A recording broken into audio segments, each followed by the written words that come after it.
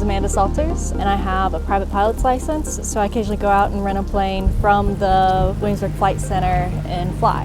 When I did my first discovery flight, it was kind of scary. My prior experience was just like playing World War II Aces on the Wii. So getting into this little itty bitty airplane where you could feel every single bump of the wind, I really enjoyed it. I am currently the president of Aviation Club. We have now started a truncated, unofficial kind of introduction to aviation in our spring semester where people can just dip their toes, see how to get involved in aviation. So historically, the Aviation Club here at William & Mary has done a ground school event with the Williamsburg Flight Center. The Aviation Club hasn't continued that program in the last year or two, but we have continued to do airport tours and go out to Williamsburg Airport and tour the flight center, talk to Sean, and put people in contact with the flight school. We've had lots of William & Mary students that have come and learned to fly here, got their ratings here. I've had a couple that actually flight instructed here. One I remember favorably is Dan Ryan. He was a football player at William & Mary. He was injured, and then he's like, all right, I still want to do something. So he came over here and learned to fly. And then he was a good flight instructor for me. Now, to my knowledge, he flies F-35s. So pretty cool stuff. My name is Sean Stewart, and I am a certificated flight instructor. Some people call it certified flight instructor. And I am the owner of the Williamsburg Flight Center. I went to Middle Tennessee State University. Basically got a bachelor's of science in aerospace with a pro pilot concentration. And I graduated in 2010, and this is in the housing recession. And so there was no flight instructor positions to be had in Nashville. So I was gonna have to move to find a job, and that's the next logical step to get to the airlines, which is most people's goal if you go through an aerospace program with an aviation degree. One thing led to another, and basically I called around a few different flight schools. There was an opening at the Williamsburg Airport. I remember coming to Williamsburg as a kid on a family vacation, forgotten even that William & Mary was here, and there was a job opening here with a company called North American Flight Center. So North American Flight Center had just kind of started up maybe a year, 2 years before that, and they seemed like an expanding company. Within, I'd say, 6 months to a year of working here, kind of the writing was on the wall that the company I was working for was going to go out of business. I went to Mr. Larry Waltrip, who owns the airport, and I just had a conversation with him about if the flight school I'm working for goes out of business. I am kind of by default already running the flight school by being here. The owner was out in Lynchburg, and so he basically granted me that permission and said, once that school did, yes, inevitably about 6 months later, go belly up, he said, all right, I'm gonna give you a shot. And so I started the flight school with literally no airplanes. So I had a couple of friends that I had taught how to fly. They were gracious enough to help fund and go out and buy the first airplane. Actually, we're sitting right next to it. This was our first flight school airplane, 283 at Lima. And this was about 13 years ago now. Fairly quickly after, my wife is actually working at the front desk now. I'm doing most of the flights myself, the sole flight instructor.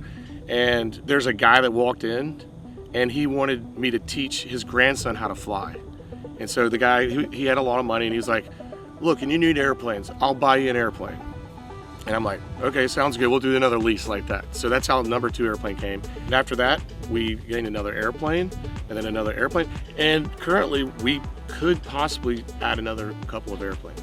So what we offer with the flight school are your private pilot's license, your instrument rating, and then we also offer the commercial. And if you want to fly and get paid for it, compensated, then you have to have your commercial pilot's license. And then after that, we also do CFI, Certificated Flight Instructor, and CFII.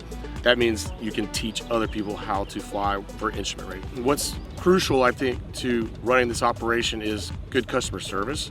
We're very welcoming. It's a hometown, family-friendly airport. We're fairly relaxed. We have a very high standard when it comes to your flight training, because above all, safety, obviously. And we have a very, very good safety record. Knock on wood, no crashes. Only a couple of insurance type things over the 13 years we've been here, and those are very minimal. And the mechanics, when we break them, they fix them. We also facilitate working on other people's aircraft, not just the flight schools. So there's roughly, I believe, about 80 airplanes based here at this little airport. I'd say we maintain a good half, maybe a little over half of the airplanes here on a regular basis. When the flight school airplanes go down, for maintenance. They're a little more time critical because we have a flight school to run and they're fairly busy. We have what's called 100-hour inspections. So every 100 TAC hours, they have to go down for the same inspection actually as an annual inspection. And when that happens, the airplanes that are sitting in our hangar, they kind of get pushed to the side for a couple days or maybe a day and have our airplane come in, work through it, and then they jump back on the other airplanes. And everybody's pretty understanding about that.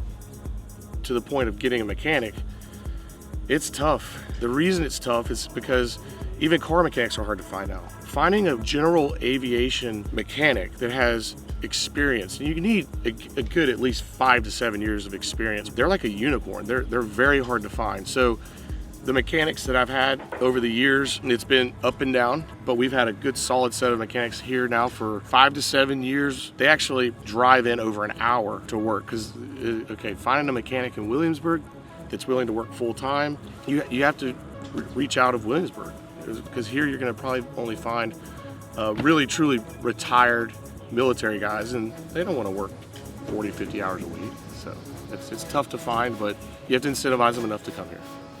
When I first got here, the business was a little slow. We had less school planes to maintain. I was told that there'll be periods of not doing anything because it would be so slow, but we built our clientele up to where we're always busy. My name is Ken Panacidi. My job title here at Williamsburg Flight Center is Director of Maintenance. It all starts when I was a child. Basically, I was told by my grandmother, who her last name was Wright, that I was a descendant of the Wright brothers. So that was kind of a cool thing to know about, but it never got me a free ride in the airplane, right? I've been doing this for 6 years now. Been loving it ever since. You can be rough as can be on a car. You never have to worry about it breaking down again. With airplanes, you have to be kind of gentle with them when you do maintenance because they are made of aluminum. They can be broken easily if you get too rough with them. So you got to be kind of knowledgeable about how things come apart, how they go back together again. That way you're not banging them into place like that old commercial you saw on TV. Well, make it fit with the hammer. Don't worry, we'll make it fit. Sometimes it's pretty easy because they're well-maintained aircraft, and then we get planes that we've never seen before that come to us that we find a lot of things wrong with. And we have to have them fixed because we take all the liability in everything we do.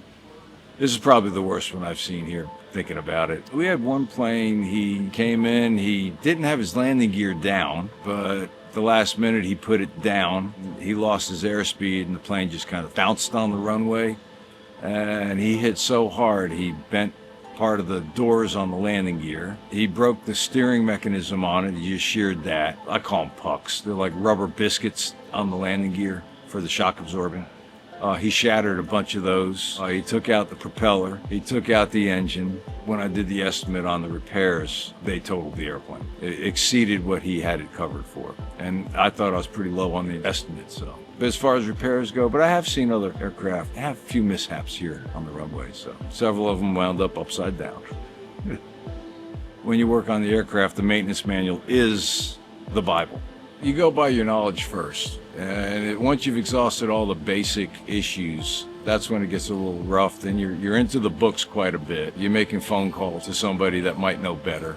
In the case of something like the plane behind me, this old 1959 Piper, the maintenance manual might not be available anymore, and you can use what they call the Advisory Circular 4313 1B and 2B, which is basically acceptable methods, techniques, and practices for working on aircraft. The legalities of it all is boiled down to the federal aviation regulations. They've got certain sections in there for the mechanics, for the pilots, parachute riggers, all these different aspects of the aviation industry. We follow Part 65, which is basically airmen other than flight crew members. Part 43, which has the scope and detail of inspections in there. And then, of course, there's 91, which is part of the operation of the aircraft. We don't have any 135 aircraft here, which is basically air taxi type aircraft.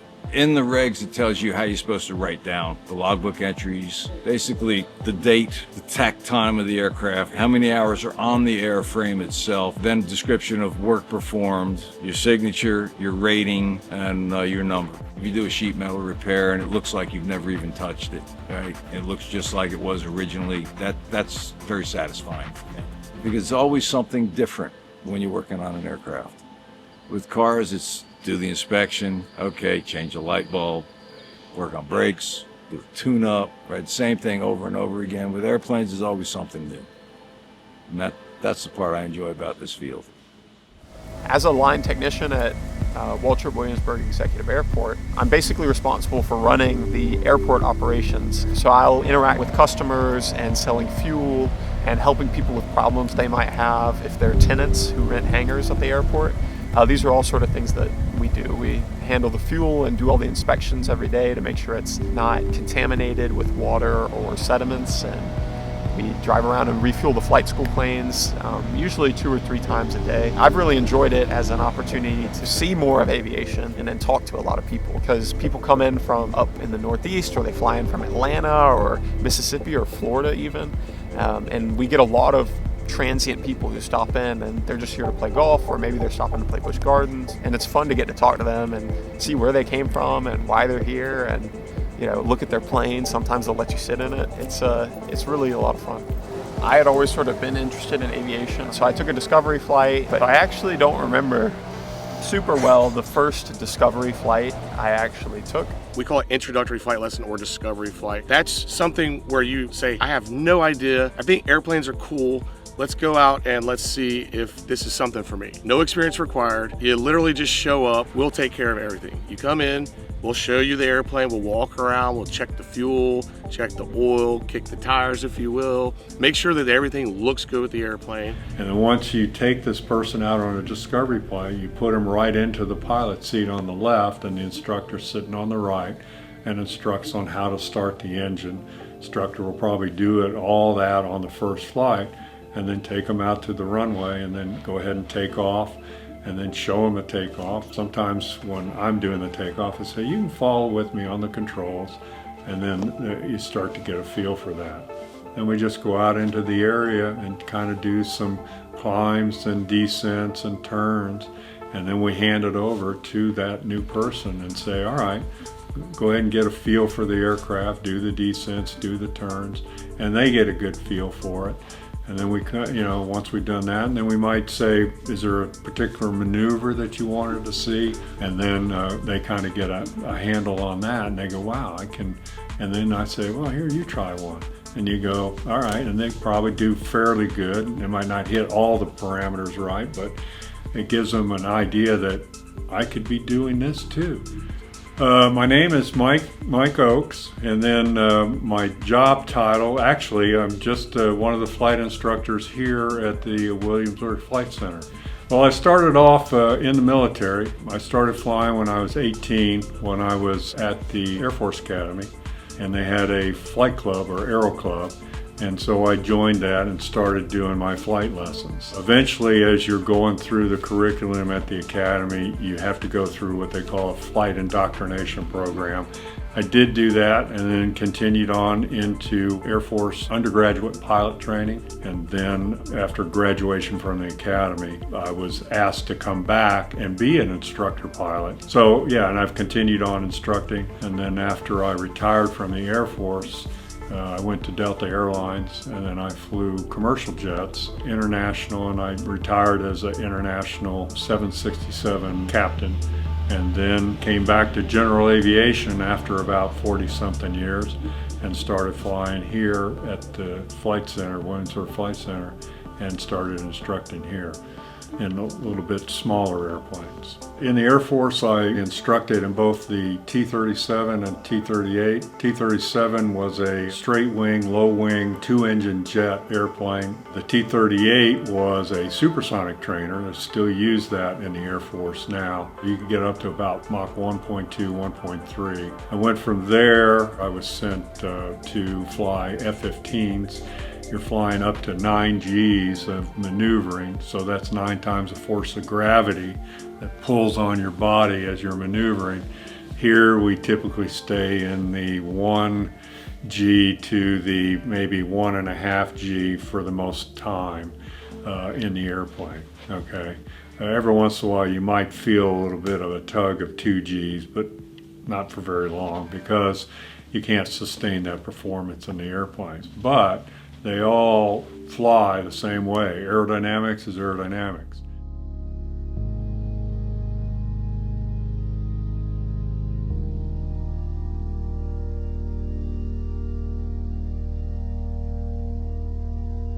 In the beginning, I was just trying to put one foot in front of the other, right?